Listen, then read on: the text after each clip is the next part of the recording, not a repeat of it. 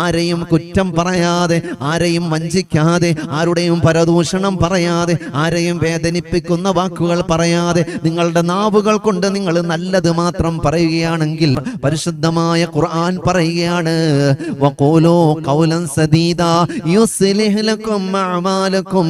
നിങ്ങളുടെ പ്രവർത്തനങ്ങൾ അല്ലാഹു തആല നന്നാക്കി തരും. നിങ്ങളുടെ കാര്യങ്ങൾ അല്ലാഹു ഏറ്റെടുത്തിട്ട് നിങ്ങൾക്കെല്ലാം നന്നാക്കി തരും. മാത്രമല്ല വയഗ്ഫിർ ലക്കും ദുനൂബക്കും. നിങ്ങളുടെ പാപങ്ങളെല്ലാം അല്ലാഹു തആല പുറത്തു തരും. നിങ്ങളുടെ എല്ലാ പാപങ്ങളും അല്ലാഹു തആല പുറത്തു തരുമെന്നാണ് ഖുർആൻ പറയുന്നത്. നാവ് കൊണ്ട് നല്ലത് സംസാരിച്ചാൽ നിങ്ങളുടെ പാപങ്ങൾ പൊറുക്കപ്പെടുകയും കർമ്മങ്ങളെല്ലാം, നിങ്ങളുടെ പ്രവർത്തനങ്ങളെല്ലാം അല്ലാഹു തആല നന്നാക്കി തരുകയും ചെയ്യും.